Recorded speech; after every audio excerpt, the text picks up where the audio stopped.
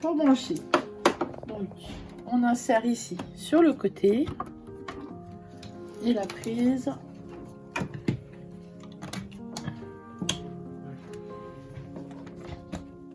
Voilà. Alors, allumer la machine. L'interrupteur est ici. Regarde l'écran.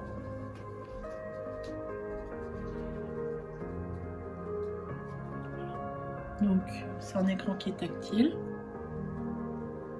Voilà. Alors, il indique que le chariot de l'unité de broderie va se déplacer. Éloignez vos mains. Donc, le chariot, en fait, c'est ça. Donc, on appuie sur OK. Et hop. Alors, il me demande si je veux rappeler la mémoire précédente. Donc là, je vais lui dire non. Voilà. Alors, pour faire une broderie, on va prendre... Donc on va choisir hein, par exemple une lettre. Allez, au hasard, un P. Donc on décide d'aller broder un P. On va faire placer. Alors, quand je suis sur cet écran, je peux ici, grâce à ce carré, déplacer. Voilà. Donc on voit, hein, je peux le mettre où je veux. Là, ça m'intéresse que ça soit centré. Ok. Je peux réduire un petit peu si je veux. Donc on voit ici les mesures de ma broderie. Hein. 51 sur 63. Je peux donc sur la hauteur, sur la largeur. Voilà, je fais OK. Cette touche là, c'est si je veux tourner en fait mon motif. Donc je peux la tourner à 90 degrés. Je peux aussi la bouger par 10 degrés ou par 1 degré. Okay. Les couleurs. Alors, on voit que en fait, sur ce motif, on a deux couleurs. On a le P, donc qui est là. Donc là, on dit il va être bleu par exemple. Mais si je veux changer la couleur, je vais aller mettre rouge. Voilà, et mon P va être rouge. J'ai ici, en appuyant sur les curseurs, toutes les couleurs en fait qui existent chez Brother. Donc il y en a 4 pages. Je vais choisir un bleu. Hop, j'appuie sur mon bleu. Je fais OK. Je vais venir appuyer sur ma bobine de fil. Parce que la bobine de fil, en fait, c'est le nombre de couleurs. Donc, après, je vais voir que j'ai des petites fleurs comme ça qui vont être en bleu clair. Donc, si je veux, je peux les mettre en rose, je peux les mettre en... Je vais les mettre en rouge.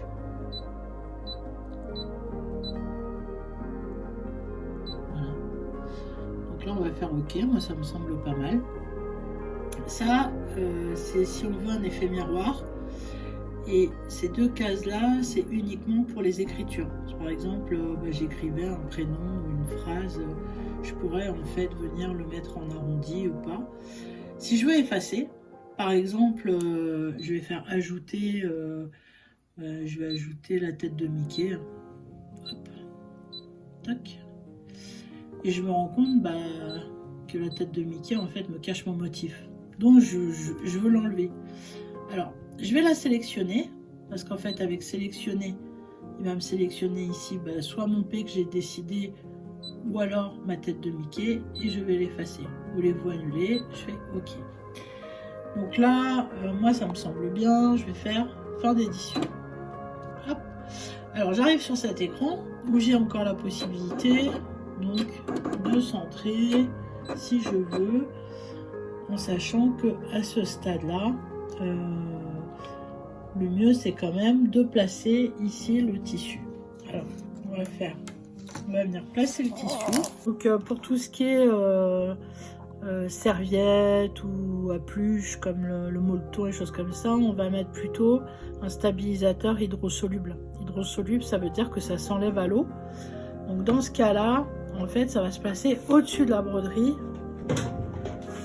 Est-ce que j'en ai là? Serré mon fil dans l'aiguille. Donc là c'est prêt, je vais pouvoir lancer ma broderie.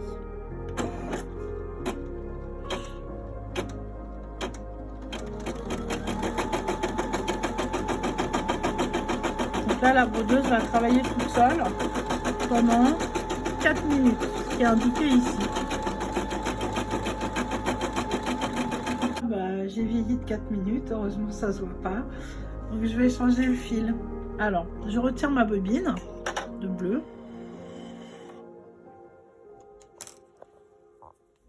Je range, parce que moi j'aime bien ranger. Je vais utiliser une bobine de fil rouge. Alors, le trou de la bobine de rouge est plus petit que celle de bleu. Donc je vais utiliser le petit disque en fait pour bloquer ma bobine. Avec la brodeuse, il y a 3 disques en tout, donc 3 tailles de disques. Permet de s'adapter aux bobines. Alors je refais un enfilage. Je passe ici. Voilà. Je descends. Je remonte. Alors le fil est tendu parce que j'ai pas relevé mon pied de biche. Hein. Mais on peut relever le pied de biche bien sûr. Voilà. Donc là je l'insère ici, au 6, hein, il est noté ici. Je passe là. Et toujours pareil sur le côté et je coupe. J'enfile mon fil puisqu'il y a un enfilage automatique. Et je lance la suite.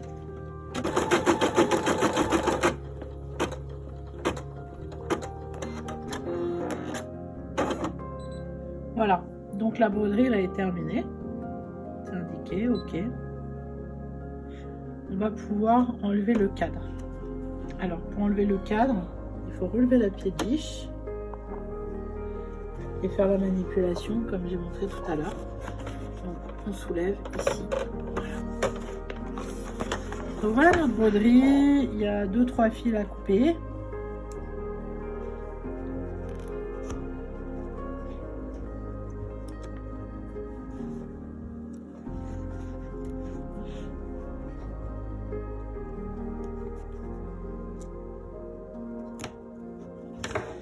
Et voilà. Donc reste à enlever le cadre.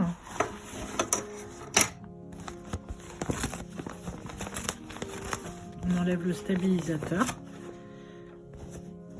Plus qu'à utiliser en fait la broderie comme on avait décidé. Maintenant, comment faire une canette. Donc on va, pour faire la canette, bien sûr on enlève le fil rouge. On va toujours faire, la plupart du temps en fait, on va faire de la canette avec du fil blanc. Alors c'est un fil spécial. Moi j'utilise celui de la marque, mais je sais qu'on peut aussi utiliser d'autres fils. Alors, je vais venir le placer. Je bloque ma bobine et le passage.